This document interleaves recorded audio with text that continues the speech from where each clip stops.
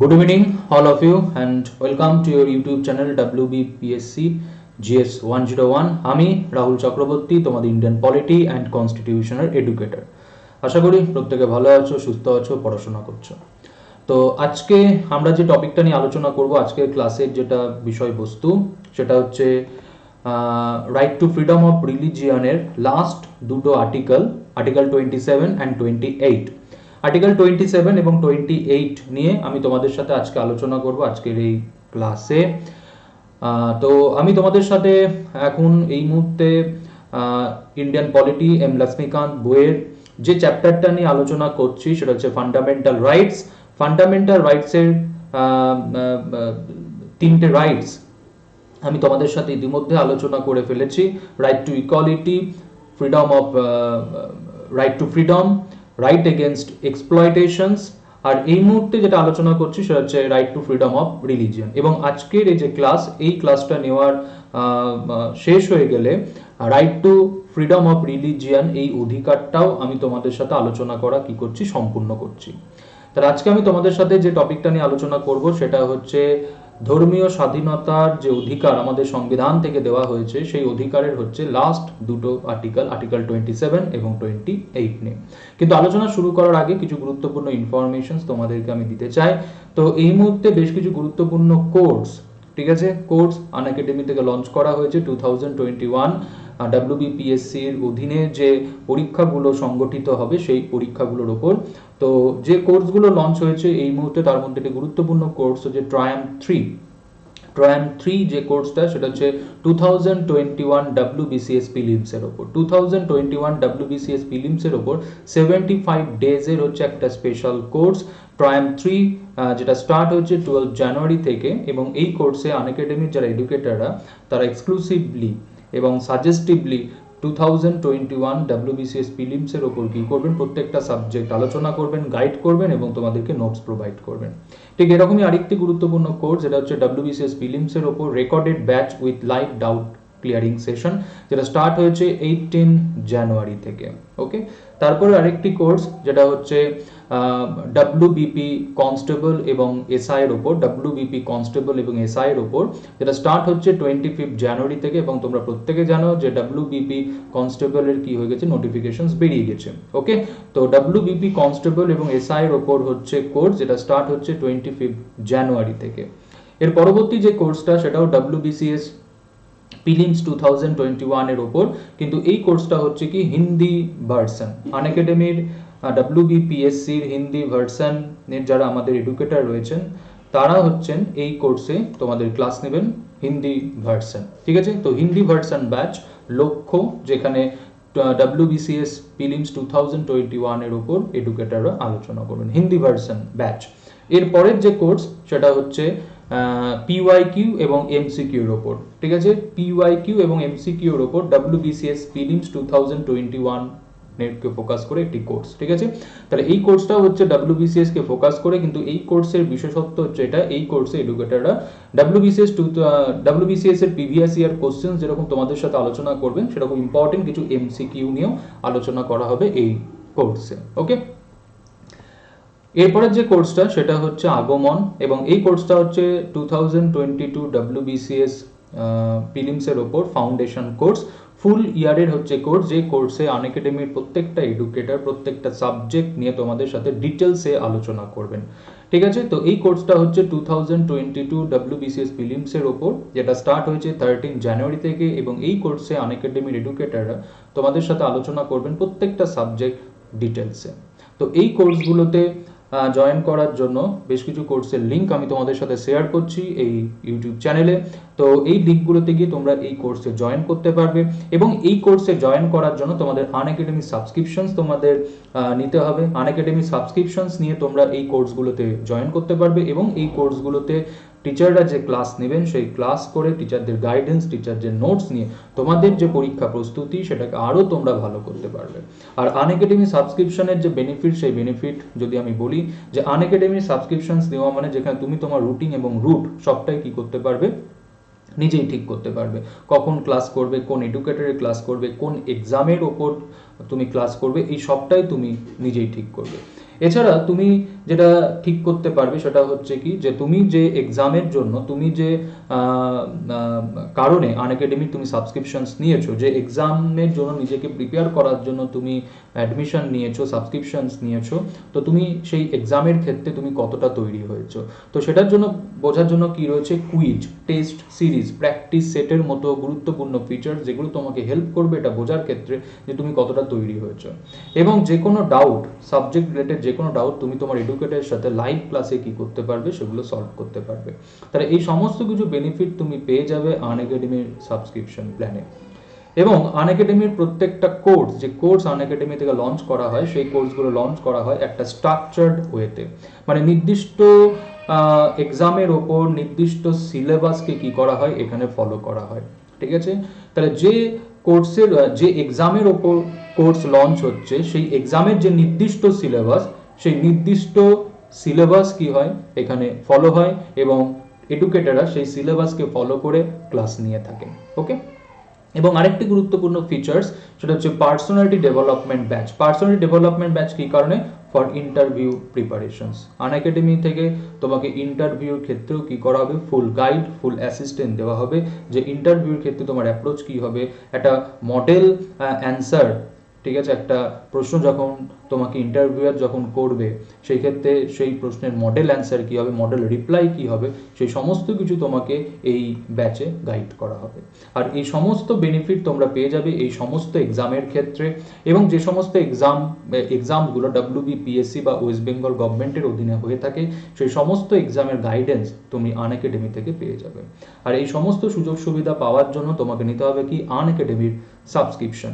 তো সাবস্ক্রিপশনের যে প্ল্যান রয়েছে 1 month, 3 month, 6 month, 1 year and 2 year. ঠিক আছে, তো we recommend either you take 1 year or 2 year subscription. সাবস্ক্রিপশনের ক্ষেত্রে তোমরা 10% ডিসকাউন্ট পেয়ে যাবে। 10% ডিসকাউন্টের জন্য তোমাদের ইউজ করতে হবে রাহুল 101 এই রেফারেল কোড। রাহুল 101 এই রেফারেল কোড যদি তোমরা ইউজ করো, তাহলে সাবস্ক্রিপশনের ক্ষেত্রে তোমরা পেয়ে যাবে 10% ডিসকাউন্ট। এবং এই সাবস্ক্রিপশন তোমরা ইএমআইতেও দিতে পারবে, either debit card or credit card. ঠিক আছে, তাহলে এই যে সমস্ত সুযোগ সুবিধা, যে সুযোগ সুবিধা তুমি পেয়ে যাচ্ছ আনএকাডেমির সাবস্ক্রিপশন প্ল্যানে। ওকে, এবং যে কোর্সগুলো এই মুহূর্তে লঞ্চ করা হয়েছে আনএকাডেমি থেকে 2021 এর পরীক্ষাগুলোর ওপর, তো সেই কোর্সগুলোতে জয়েন করে তোমাদের যে পরীক্ষা প্রস্তুতি, সেই পরীক্ষা প্রস্তুতি আরও ভালো তোমরা করতে পারো। ওকে, তো আজকের আমাদের যেটা ক্লাস, চলো আমরা ক্লাস নিয়ে আলোচনা করি। তো আজকের আমাদের যে ক্লাস, সেই ক্লাসটা হচ্ছে রাইট টু ফ্রিডম অফ রিলিজিয়নের দুটো আর্টিকেল নিয়ে আমি তোমাদের সাথে আলোচনা করব, আর্টিকেল 27 এবং 28। এবং এই দুটো আর্টিকেল আলোচনা করার মাধ্যমে right to freedom of religion এই অধিকারের আলোচনাও কি হবে, আজকে সম্পূর্ণ হবে। তো ইতিমধ্যেই আমি তোমাদের সাথে আরও 3টে অধিকার আমি তোমাদের সাথে আলোচনা করেছি, right to equality, right to freedom, right against exploitations, আলোচনা চলছে right to freedom of religion. এবং আজকে 27 এবং 28 আমি আলোচনা করব আর্টিকেল। তো এই দুটো আর্টিকেল আলোচনা করা সম্পূর্ণ হয়ে গেলে right to freedom of religion এই অধিকারটাও আমি তোমাদের সাথে আলোচনা করা কি করছি, কমপ্লিট করছি। ওকে, তাহলে চলো ডিটেলসে আমরা আলোচনা শুরু করি। Freedom from taxation for promotion of a religion।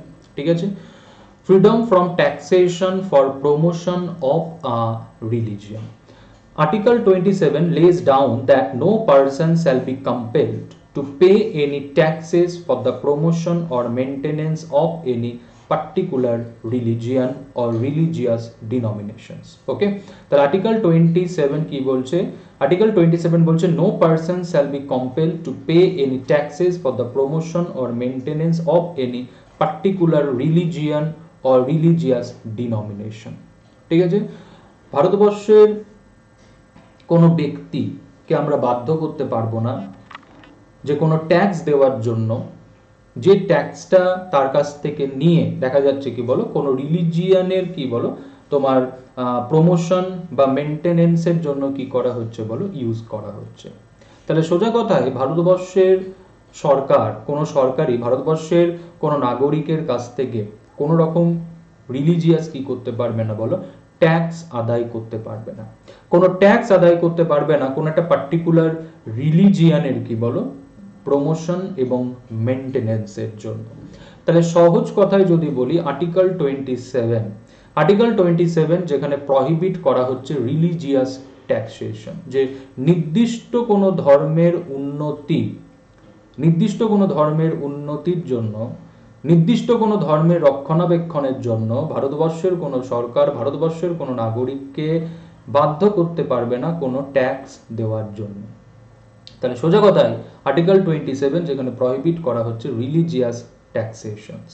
ওকে, আর কি বলা হচ্ছে, in other words the state should not spend the public money collected by way of tax for the promotion or maintenance of any particular religion. এবং বলা হচ্ছে যে আমরা যে tax দিই সরকারকে, যে ট্যাক্স দিই, সরকার সেই ট্যাক্সের কোনো অংশ কোনো নির্দিষ্ট কোনো ধর্মের উন্নতি বা রক্ষণাবেক্ষণের জন্য কি করতে পারবে না, ব্যবহার করতে পারবে না।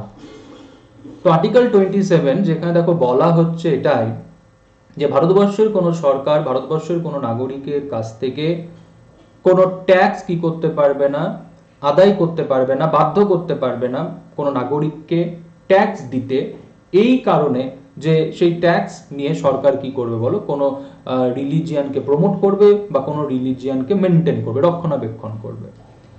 একই রকম ভাবে এটাও বলা হচ্ছে যে আমরা যে ট্যাক্স দিচ্ছি, সরকার আমাদের কাছ থেকে যে ট্যাক্স কালেক্ট করছে, সেই করের কোনো অংশ সরকার নির্দিষ্ট কোনো ধর্মের উন্নতি বা রক্ষণাবেক্ষণের জন্য কি করতে পারবে না, ব্যবহার করতে পারবে না। ঠিক আছে, কিন্তু এখানে দেখো বলছে this provision prohibit the state from favouring, patronising or supporting one religion over the other. তাহলে আর্টিকেল 27 যেটা প্রহিবিট করছে, কি প্রহিবিট করছে, যে রাষ্ট্র নির্দিষ্ট কোনো ধর্মের কি করবে না, পৃষ্ঠপোষকতা করবে না, রাষ্ট্র নির্দিষ্ট কোনো ধর্মকে কি করবে না, সাপোর্ট করবে না, রাষ্ট্র নির্দিষ্ট কোনো ধর্মকে কি করবে না বলো, সমর্থন করবে না। এখানে দেখো বলা হচ্ছে যে আমরা যে সরকারকে ট্যাক্স দিচ্ছি, সেই ট্যাক্সের কোনো অংশ সরকার নির্দিষ্ট কোনো ধর্মের উন্নতি বা রক্ষণাবেক্ষণের জন্য ব্যবহার করতে পারবে না। মানে রাষ্ট্র নির্দিষ্টভাবে কোনো ধর্মকে কি করতে পারবে না বলো, প্রমোট করতে পারবে না। কারণ মনে রাখতে হবে আমরা হচ্ছে সেকুলার কান্ট্রি, যেখানে প্রত্যেকটা ধর্মই হচ্ছে রাষ্ট্রের কাছে কি বলো, সমান। প্রত্যেকটা ধর্মই ভারত রাষ্ট্রের কাছে কি পাবে বলো, সমান বলতে পারো সুযোগ সুবিধা অধিকার পাবে, সেম বলতে পারো status and support from the state. তার জন্য দেখো বলা হচ্ছে this means that the tax can be used for the promotion or maintenance of all religion. তাহলে সরকার কি করতে পারে, দ্য ট্যাক্স কি করতে পারে বলো, যে তোমার রিলিজিয়াস পারপাসে ব্যবহার করতেই পারে, কিন্তু সেটা নির্দিষ্ট কোনো ধর্মের উন্নতিতে, নির্দিষ্ট কোনো ধর্মের রক্ষণাবেক্ষণে নয়। কারণ আমরা হচ্ছে একটা সেকুলার কান্ট্রিতে কি বলো আমরা বসবাস করি। ভারত হচ্ছে একটা সেকুলার কান্ট্রি, সেখানে ভারতবর্ষের সরকারের কাছে, ভারত রাষ্ট্রের কাছে প্রত্যেকটা ধর্মই হচ্ছে কি বলো সমান, same status and support from the state. রাষ্ট্র প্রত্যেকটা ধর্মকেই কি করবে, ইকুয়াল স্ট্যাটাস দিবে এবং সাপোর্ট করবে। তাই রাষ্ট্র নির্দিষ্টভাবে কোনো ধর্মের পৃষ্ঠপোষকতা করবে না, রাষ্ট্র নির্দিষ্ট কোনো ধর্মের উন্নতিতে কি করবে না বলো, তার যে বলতে পারো রিসোর্স, সেই রিসোর্স হচ্ছে ইউজ করবে না। তাই আর্টিকেল 27 যেটা বলছে যে রাষ্ট্র নির্দিষ্টভাবে কোনো ধর্মের উন্নতিতে, রক্ষণাবেক্ষণে পাবলিক মানি কি করতে পারবে না, ইউজ করতে পারবে নির্দিষ্ট কোনো ধর্ম। এবং ভারতবর্ষের সরকার ভারতবর্ষের কোনো নাগরিকের কাছ থেকে কোনো কর আদায় করতে পারবে না, কোনো নাগরিককে বাধ্য করতে পারবে না কর দিতে, ট্যাক্স দিতে নির্দিষ্ট কোনো ধর্মের উন্নতিতে বা রক্ষণাবেক্ষণে। ঠিক আছে, তো এখানে দেখো বলছে যে এটা প্রহিবিট করছে state from favouring, patronising or supporting one religion over other. This means that tax can be used for the promotion or maintenance of all religions, can be used for the promotion or maintenance of all religion. তাহলে tax কি হতে পারে, used হতে পারে for the promotion or maintenance of all religion, but not particular any religion. Okay, so this is the article 27, যেখানে আমরা কি দেখতে পাচ্ছি যে নির্দিষ্ট কোনো ধর্মের উন্নতিতে সরকার কি করতে পারবে না, তার যে রিসোর্স পাবলিক মানি সেটা ব্যবহার করতে পারবে না, কারণ ভারত হচ্ছে ধর্মনিরপেক্ষ রাষ্ট্র, যেখানে ভারত রাষ্ট্রের কাছে প্রত্যেকটা ধর্মই হচ্ছে সমান। ওকে, নেক্সট এবার আমরা চলে আসি আর্টিকেল 28। আর্টিকেল 28 কি বলছে? Freedom from attending religious instructions. Article 28 যেখানে কিছু বিষয় স্পষ্ট করা হয়েছে, সেই বিষয়টা হচ্ছে কি, যে শিক্ষা প্রতিষ্ঠানে religious instruction, religious worship allowed কি অ্যালাউড নয়। তো শিক্ষা প্রতিষ্ঠানে ধর্মীয় আচার আচরণ, ধর্মীয় যে বলতে পারো বিষয়, সেটা অ্যালাউ কি অ্যালাউ নয়, এর উত্তর আমরা পাচ্ছি আর্টিকেল 28 থেকে। তাহলে আর্টিকেল 28 দেখো বলছে, no religious instruction shall be provided in any education institution wholly maintain out of state fund, wholly maintain out of state fund. তাহলে আর্টিকেল 28 প্রহিবিট করছে কি, আর্টিকেল 28 প্রহিবিট করছে যে সম্পূর্ণ সরকারি সাহায্যপ্রাপ্ত, সম্পূর্ণ সরকারি সাহায্যপ্রাপ্ত শিক্ষা প্রতিষ্ঠানে কোনো রকম ধর্মীয় আচার আচরণ কার্যকলাপ করা যাবে না। সম্পূর্ণ সরকারি সাহায্যপ্রাপ্ত শিক্ষা প্রতিষ্ঠান, সরকারি শিক্ষা প্রতিষ্ঠান সম্পূর্ণ। তাহলে আর্টিকেল 28-এ আমরা কিছু প্রশ্নের আমরা উত্তর পাচ্ছি।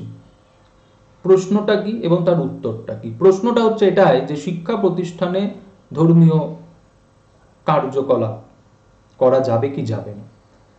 তো আর্টিকেল 28 যেখানে স্পষ্ট বলে দেওয়া হচ্ছে যে শিক্ষা প্রতিষ্ঠান যেগুলো সম্পূর্ণ সরকারি সাহায্যপ্রাপ্ত, সেই সমস্ত শিক্ষা প্রতিষ্ঠানে কোনো রকম ধর্মীয় কার্যকলাপ ইনস্ট্রাকশনস দেওয়া যাবে না স্টুডেন্টদেরকে।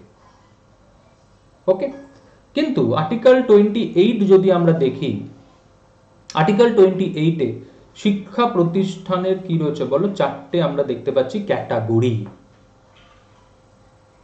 একটা দেখো, institution wholly maintain by the state, সম্পূর্ণ সরকারি সাহায্যপ্রাপ্ত শিক্ষা প্রতিষ্ঠান, সম্পূর্ণ সরকারি, গভর্নমেন্ট স্কুল, গভর্নমেন্ট কলেজ, সম্পূর্ণ সরকারি সাহায্যপ্রাপ্ত শিক্ষা প্রতিষ্ঠান।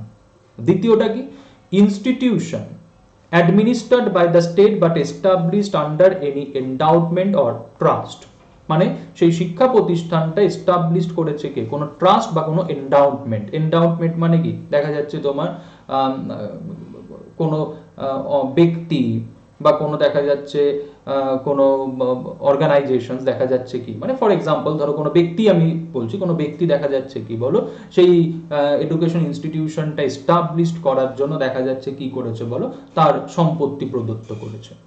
এন্ডাউটমেন্ট মানে দেখা যাচ্ছে যে কাউরির সম্পত্তির দানে, মানে কাউরির দানে দেখা যাচ্ছে কি হয়েছে বলো, সেই এডুকেশন ইনস্টিটিউশনটা এস্টাবলিশড হয়েছে। খুব সুন্দর ব্যাখ্যা এখানটা করে, যে কাউরির দানে প্রদত্ত সম্পত্তি, ঠিক আছে, প্রদত্ত সম্পত্তি মানে দেখা যাচ্ছে আমি আমার সম্পত্তি কি করেছি বলো, দান করেছি, এবং সেই সম্পত্তিতে কি হয়েছে, সেই এডুকেশনাল ইনস্টিটিউশনটা এস্টাবলিশড হয়েছে।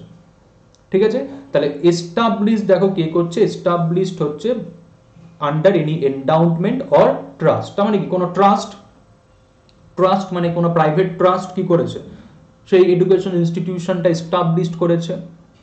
ঠিক আছে, অথবা কি কোনো এন্ডাউটমেন্ট। এন্ডাউটমেন্ট মানে কি, এন্ডাউটমেন্ট মানে হচ্ছে প্রদত্ত সম্পত্তি দানে। ওকে, তাহলে কোনো ব্যক্তির দানে দেখা যাচ্ছে সেই এডুকেশন ইনস্টিটিউশনটা এস্টাবলিশড হয়েছে। তারপরে সি কি বলছে, institution recognise by the state আর institution receiving aid out of the state, সরকারি স্বীকৃতি, আর কি বলা হচ্ছে সরকারি সাহায্যপ্রাপ্ত। তাহলে এখানে দেখো কি বলছে, wholly maintain by the state, আর এখানে কি বলছে, receiving aid from the state, মানে সোজা কথায় যদি আমরা বলি গভর্নমেন্ট স্পন্সর্ড, সরকারি সাহায্যপ্রাপ্ত। আর এখানে আমরা কি বলছিলাম, হোললি মেনটেন মানে কি, সম্পূর্ণ সরকার নিয়ন্ত্রিত, গভর্নমেন্ট এডেড। আর এটা হচ্ছে কি, এটা হচ্ছে গভর্নমেন্ট এডুকেশন ইনস্টিটিউশনস, আর এটা কি বলা হচ্ছে, এটা বলা হচ্ছে গভর্নমেন্ট এডেড স্পন্সর্ড। তাহলে এবার দেখো, আমরা তো প্রথমেই দেখলাম যে যেগুলো সম্পূর্ণ সরকারি নিয়ন্ত্রিত যে শিক্ষা প্রতিষ্ঠানগুলো, সেখানে ধর্মীয় যে আচার আচরণ কার্যকলাপ সম্পূর্ণ নিষিদ্ধ। দেখো বলেই দিচ্ছে, in a religious instruction is completely prohibited. সরকারি যে শিক্ষা প্রতিষ্ঠান, সম্পূর্ণ সরকারি যে শিক্ষা প্রতিষ্ঠান, সেখানে রিলিজিয়াস ইনস্ট্রাকশনস ধর্মীয় কার্যকলাপ সম্পূর্ণ নিষিদ্ধ। এবার চলে আসি আমরা বিতে। বি মানে কি, যে এডুকেশন ইনস্টিটিউশনটা এস্টাবলিশড হয়েছে বাই এনি এন্ডাউটমেন্ট অর ট্রাস্ট, কোনো ট্রাস্ট অথবা কোনো ব্যক্তির দানে কি হয়েছে, সেই এডুকেশন ইনস্টিটিউশনটা এস্টাবলিশড হয়েছে। তো কি বলছে, religious instruction is permitted. Religious instruction is permitted তার মানে কি, সেই ট্রাস্টির প্রভিশনে যদি থাকে যে ওই ট্রাস্ট যে এডুকেশন ইনস্টিটিউশন এস্টাবলিশড করেছে, সেখানে এই ধর্মের বিষয়ে কি করা হবে বলো, স্টুডেন্টদেরকে তোমার জ্ঞান দেওয়া হবে। যে ব্যক্তির দানে এডুকেশন ইনস্টিটিউশনটা এস্টাবলিশড হয়েছে, সেই ব্যক্তি যদি বলে যে তার শিক্ষা প্রতিষ্ঠানে কি করা হবে, নির্দিষ্ট ধর্মের বিষয়ে কি হবে বলো, আলাপ আলোচনা হবে, স্টুডেন্টদের সেই বিষয়ে নলেজ দেওয়া হবে, তাহলে হতে পারে। ওকে, আর চলে আসি C and D. C and D এর ক্ষেত্রে কি বলছে, religious instruction is permitted on a voluntary basis. এই ভলেন্টারি বেসিসটা কি, ভলেন্টারি বেসিসটা হচ্ছে এটাই যে সি এবং ডি এই ক্যাটাগরির এডুকেশন ইনস্টিটিউশনে রিলিজিয়াস ইনস্ট্রাকশন কি হতে পারে, দেওয়া যেতে পারে। সেই ক্ষেত্রে স্টুডেন্ট যদি মাইনর হয়, তাহলে স্টুডেন্টের গার্ডিয়ানের পারমিশনস নিয়ে, আর স্টুডেন্ট যদি অ্যাডাল্ট হয়, তাহলে স্টুডেন্টের কি বলো, কনসেন্ট নিয়ে এই দুই ধরনের এডুকেশন ইনস্টিটিউশনের রিলিজিয়াস ইনস্ট্রাকশনস কি হতে পারে, পারমিটেড হতে পারে। তাহলে institution wholly maintained by the state, religious instruction completely prohibited. Religious institution established by any endowment or trust, কোনো ট্রাস্ট বা কোনো ব্যক্তির দানে কি হয়েছে, একটা এডুকেশন ইনস্টিটিউশন এস্টাবলিশড হয়েছে, তো সেখানে কি বলছে, পারমিটেড, অ্যালাউড। আর সি অ্যান্ড ডি এর ক্ষেত্রে কি বলছে, ভলেন্টারি বেসিস। মানে কি, যে সি এবং ডি এই দুটো ক্যাটাগরি এডুকেশন ইনস্টিটিউশনের ক্ষেত্রে রিলিজিয়াস ইনস্ট্রাকশনস কি হতে পারে, অ্যালাউড হতে পারে, কিন্তু প্রভিশনস কি, স্টুডেন্ট যদি মাইনর হয় তো গার্ডিয়ানের পারমিশনস নিয়ে, এবং স্টুডেন্ট যদি অ্যাডাল্ট হয় তো স্টুডেন্টের কনসেন্ট নিয়ে কি হতে পারে, অ্যালাউ হতে পারে। তাহলে আর্টিকেল 28-এ আমরা দেখতে পাচ্ছি যে শিক্ষা প্রতিষ্ঠানে ধর্মীয় কার্যকলাপ করা যাবে কি যাবে না, সেই বিষয়ে হচ্ছে প্রভিশনস। তো এই আলোচনার মাধ্যমে fundamental right to freedom of religion আলোচনা আমি সম্পূর্ণ করলাম। নেক্সট ভিডিওতে আমি তোমাদের সাথে আলোচনা করব এডুকেশনাল এবং কালচারাল রাইটস। তো এইভাবেই আমি ফান্ডামেন্টাল রাইটসের টোটাল কনসেপ্ট আমি তোমাদের সাথে আলোচনা করব এই ইউটিউব চ্যানেলে WBPSC GS 101। তো প্রত্যেকেই এই চ্যানেল সাবস্ক্রাইব করো, লাইক করো, শেয়ার করো, এবং অবশ্যই তোমাদের মতামত জানাতে ভুলো না। অবশ্যই ভিডিওতে কমেন্ট করো, ঠিক আছে? কারণ তোমাদের কমেন্ট আমাদের বুঝতে সাহায্য করবে যে আমরা যেভাবে এগোচ্ছি বা যে পড়াশোনাটা এখানে হচ্ছে সেটা তোমাদেরকে সাহায্য করছে কি করছে না। তো যে কোনো রকম কমেন্ট ওয়েলকাম, ঠিক আছে? তো অবশ্যই কমেন্ট করো। যদি কোনো ডাউট থাকে সেই ডাউট নিয়েও কমেন্ট করতে পারো। তোমাদের যদি কোনো সাজেশনস থাকে সেই সাজেশনেরও কি করতে পারো, কমেন্ট করতে পারো। তো সবাই ভালো থেকো, সুস্থ থেকো, গুড নাইট। নেক্সট ভিডিওতে তোমাদের সাথে আবার দেখা হচ্ছে, এবং নেক্সট ক্লাসের টপিক হচ্ছে কালচারাল অ্যান্ড এডুকেশনাল রাইটস। তো সবাই ভালো থেকো, সুস্থ থেকো। আরও একবার শুভরাত্রি, গুড নাইট।